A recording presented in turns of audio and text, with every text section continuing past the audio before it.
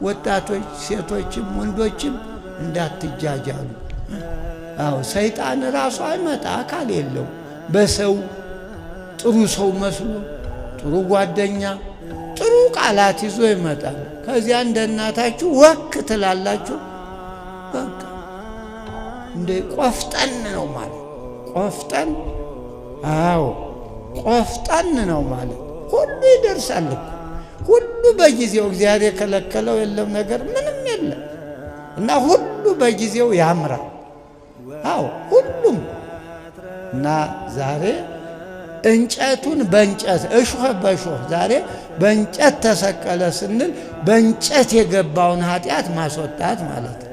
በእንጨት ሲሰቀል እሾህ በእሾህ እሾህ በእሾህ ማለት ታውቃላችሁ ምንድን ነው? እሾህ በእሾህ እስኪ ንገሩ ወጣቶች።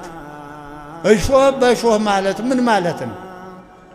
እንዴ ሰውና ሰው ተጋደለ ብሎ ሬሳ መላክ ምን ያደርጋል? ቆይ እስቲ እንደው አሁን ስታስቡ እኮ ምን እንደው ባይሆን በግል እንጂ በይፋ በሚዲያ ኃጢአት መስራት ሰይጣን እኮ እንዴት አመቸው መሰላል። ቴክኖሎጂው አሁን ለጥሩ ነገር ለልማት ነበር።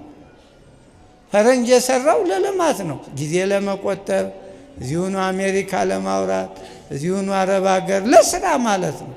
የኛ ሀገርማ በቃ ሰው ለማፋጀት ሰው ትዳር ለማበላሸት ደግሞ ስድብ ውስጥ እንደው ቁጠብ እንዴ እንዘ ይጨል ወይ ጻለ አምላካችሁን እንዴ አሰሙ።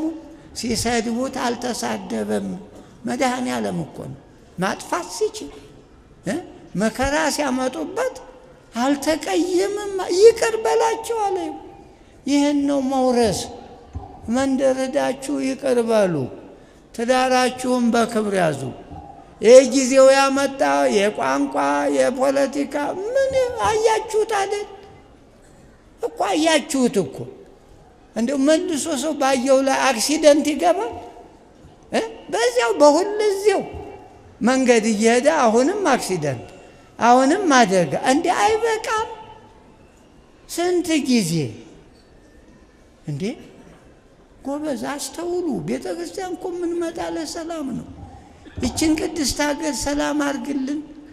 ለአየር ንብረቱ ለወንዙ ድርቅ እንዳይመጣ በሽታ እንዳይኖር ድሆች ዳቦ እንዲጠግቡ ያልተማረ እንዲማር አሮጊቶች እንዲጦሩ ልጅ በወላጁ እንዲመረቅ ተምሮ ሰው እንዲሆን ነው።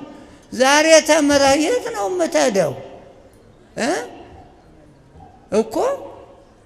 እንዴ ልብ ግዙ እንጂ ሰይጣን የአዳምና ሔዋንማ እነሱ እኮ ድነዋል። የዛሬው ዕፀ በለስ ነው ብጥብጥ ያደረገን።